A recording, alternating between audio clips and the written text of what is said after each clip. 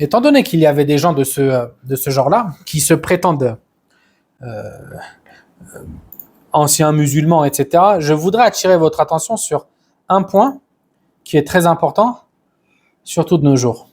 Allah Ta'ala dans le Coran nous a dit, dans surat Ali Imran, il nous a dit وَقَالَتْ طَائِفَةٌ مِّنْ أَهْلِ الْكِتَابِ آمِنُوا بِالَّذِي أُنزِلَ عَلَى الَّذِينَ آمَنُوا وَجْهَ النَّهَارِ وَاكْفُرُوا آخِرَهُ لَعَلَّهُمْ يَرْجِعُونَ.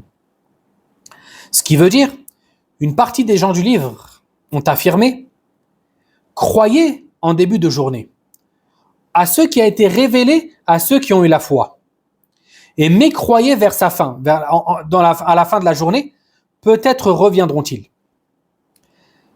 Subhanallah, Allah Azza wa Jal, dans ce verset, il nous dit que parmi les ruses que certains, parmi les gens du livre, vont utiliser contre vous, ô croyants, il y a le fait qu'ils vont dire, qu'ils se disent entre eux, faites exprès de croire à ce qui a été révélé à Muhammad sallallahu alayhi wa sallam, et qui est le Coran. Faites exprès de rentrer dans sa religion. Faites exprès d'être musulman. Une partie de la journée. Ensuite, à la fin de cette dernière, ressortez de la religion. Dites, ah non, en réalité, cette religion, je n'y crois pas. Ah non, j'ai médité sur les textes et il s'est avéré que je ne crois pas à ce que vous racontez et à ce Coran. Cette méthode ou cette ruse, afin de quoi? De détourner les musulmans de leur religion. Afin que le musulman se dise, oh, mais si, attends, cet homme-là qui était juif ou chrétien est rentré dans notre religion. Et il s'est aperçu qu'il y avait des problèmes dans le Coran et qu'il y avait des contradictions soi-disant, et qu'il en est ressorti, il a décidé de quitter la religion. Ça veut dire qu'il a raison. Et les faibles d'esprit vont réagir et vont raisonner de cette manière. Ah, ça veut dire qu'il a raison. De ce fait, il faut que moi aussi je quitte la religion. Et ça, c'est une des ruses, subhanallah, qu'Allah Azza wa Jal nous a révélé dans le Coran. Et aujourd'hui, on voit des gens qui ont des bonnes têtes d'arabes, comme on dit, d'accord, ou des têtes de musulmans, ou des noms de musulmans. Et il va te dire, ah oui, j'ai délaissé l'islam pour le christianisme, pour le judaïsme ou pour l'athéisme. Et ceci parce que 1, 2, 3, 4, j'ai trouvé ceci et cela dans le Coran et c'était incohérent. Mais ces gens-là, première des questions qu'il faut se poser, c'est est-ce qu'ils étaient réellement musulmans? Et il faut toujours se rappeler du verset que je vous ai cité tout de suite. Surat Ali Imran, la surat numéro 3, le verset numéro 72. Deuxièmement, sachez que Allah Azza wa Jal, dans le Coran, nous a dit que si réellement ce Coran n'était pas de la part d'Allah, les gens y auraient trouvé maintes et maintes contradictions.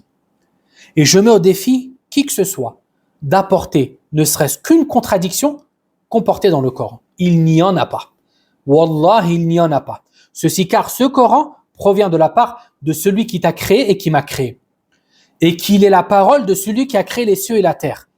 Et il est la parole de celui qui ne se trompe pas. Car il est le connaisseur et l'omniscient de manière parfaite et en toute excellence. Ainsi donc, sachez que les gens qui vont mentir, vous pouvez tomber sur des soi-disant personnes qui étaient musulmanes et qui ont trouvé ceci et cela et qui ont décidé ou qui ont vu apparaître devant eux le Christ, comme ils disent. Ils ont senti une forte chaleur dans leur poitrine et ils ont décidé de devenir chrétiens. Sachez que ces derniers n'ont fait que sortir de la lumière afin de se rendre dans les ténèbres. Wallah, celui qui étudie l'islam n'aura pas d'autre choix. S'il cherche la vérité, il n'aura pas d'autre choix que d'embrasser cette religion, que de remercier Allah Azza wa Jal jour et nuit d'avoir fait de lui un musulman. Wallah, il n'y a pas d'autre échappatoire. Il n'y a pas d'autre issue pour une personne qui cherche la vérité que d'être musulman.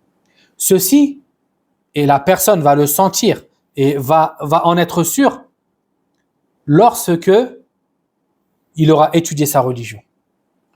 Parce que notre religion, ce n'est pas seulement une croyance, mais c'est un système tout entier qui régit la vie de la personne de sa naissance jusqu'à sa mort.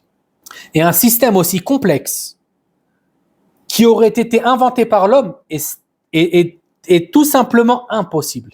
Wallah, c'est impossible.